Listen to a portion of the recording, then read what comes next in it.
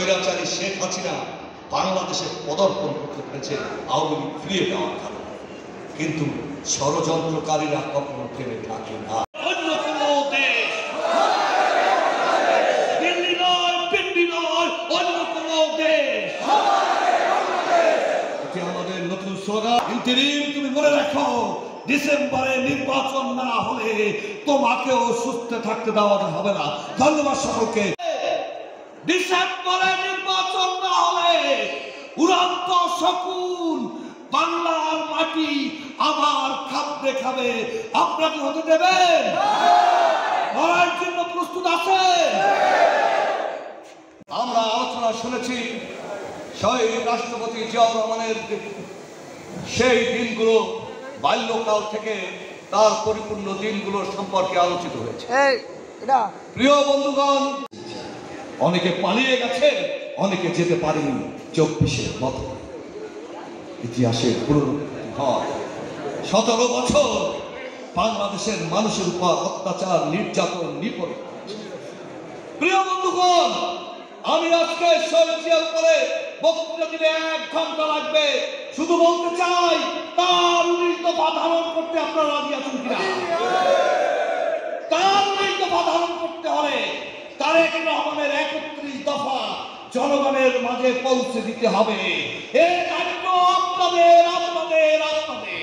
ঠিক, কারণ যাদের উপরে দায়িত্ব ছিল সেই সময় স্বাধীনতাকে স্বাধীন দেখতে চায়, পাকিস্তান এবং ভারতের, সেটা কিন্তু শুধু খাওয়া খবর ছিল না, মানুষের সাথে সম্পৃক্ত। অনেকে বলে তিনি রাজনীতিকে ডিফিকাল্ট করতে চেয়েছেন। হ্যাঁ, তিনি বলেছেন নেতার কর্মীর কাছে যান, জনগণের কাছে যান, জনগণ তার কাছে আসবে।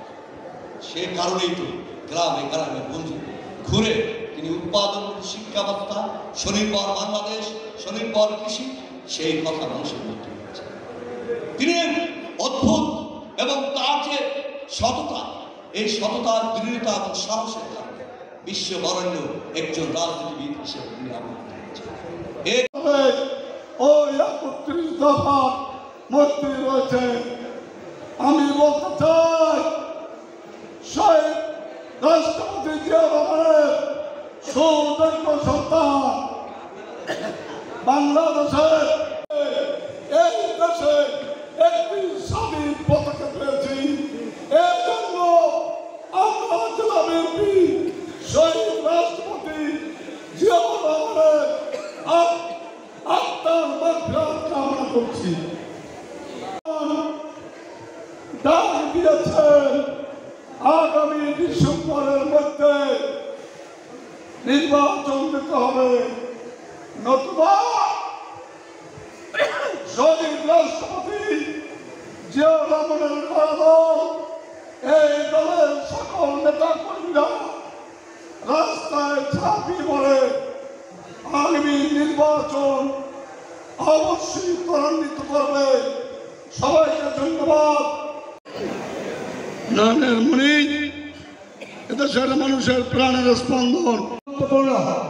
শহীদ রাষ্ট্রপতি জিয়াউর রহমান জাতির কাছে, জাতির অনেক কিছু দিয়েছে, জাতি তার কাছে ঋণী। 1971 সালে যখন জাতি নেতৃত্বহীন, যখন জাতির নেতৃত্ব ছিল না, দিক নির্দেশনা ছিল না, তখন আমরা শহীদ রাষ্ট্রপতি জিয়াউর রহমান তখন একজন মেজর হয়ে তিনি স্বাধীনতার ঘোষণা করেছিলেন, যার কারণে আমরা একটা স্বাধীন বাংলাদেশ পেয়েছি। সংগ্রামী আহ্বায়ক, পিরোজপুর জেলা বিএনপির সাবেক সভাপতি, বর্তমান পিরোজপুর জেলা বিএনপির আহ্বায়ক কমিটির নেতৃত্বে যে ভলান্টিয়ার আছে তারা বিশৃঙ্খলা সৃষ্টি করবেন না। যদি নেতৃবৃন্দরা অসুস্থ রয়েছে, তাদেরকে সুস্থ করে দাও। আল্লাহ, তুমি আমাদের